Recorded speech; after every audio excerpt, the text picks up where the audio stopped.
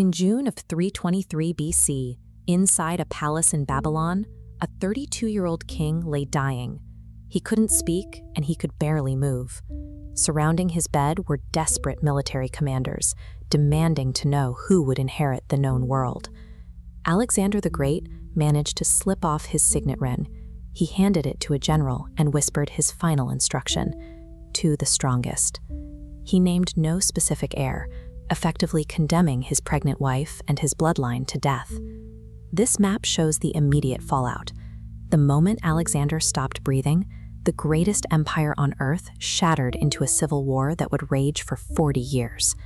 How does a tactical genius who spent a decade conquering half the globe fail to build a government that survives a single day without him? He failed to build a lasting state because of the exact same trait that fueled his impossible conquests. Alexander did not view himself as a mortal king. He genuinely believed he was a god. This conviction was planted early. His mother, Olympias, repeatedly told the young prince that his true father was the supreme god Zeus, and that he carried the blood of the mythical hero Achilles. Armed with that superiority complex, he tackled problems no one else would touch.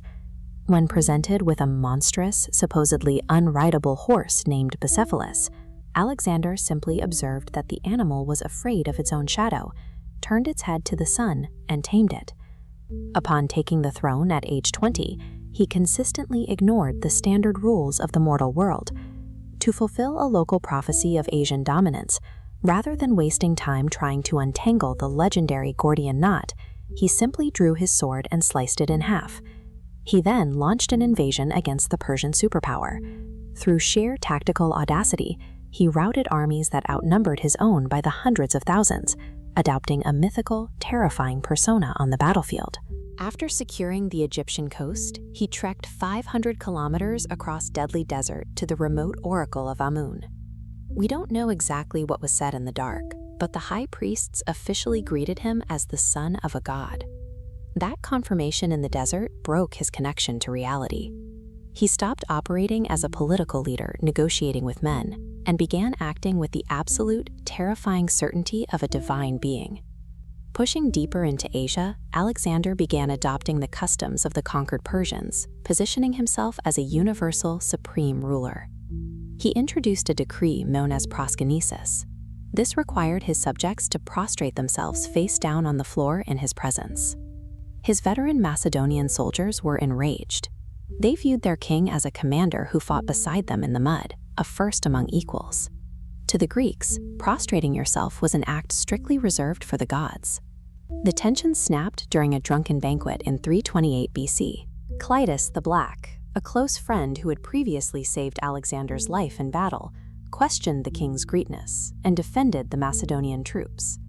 In a delusional rage, Alexander grabbed a spear and murdered him on the spot. The informal camaraderie that had fueled his early victories was beginning to rot.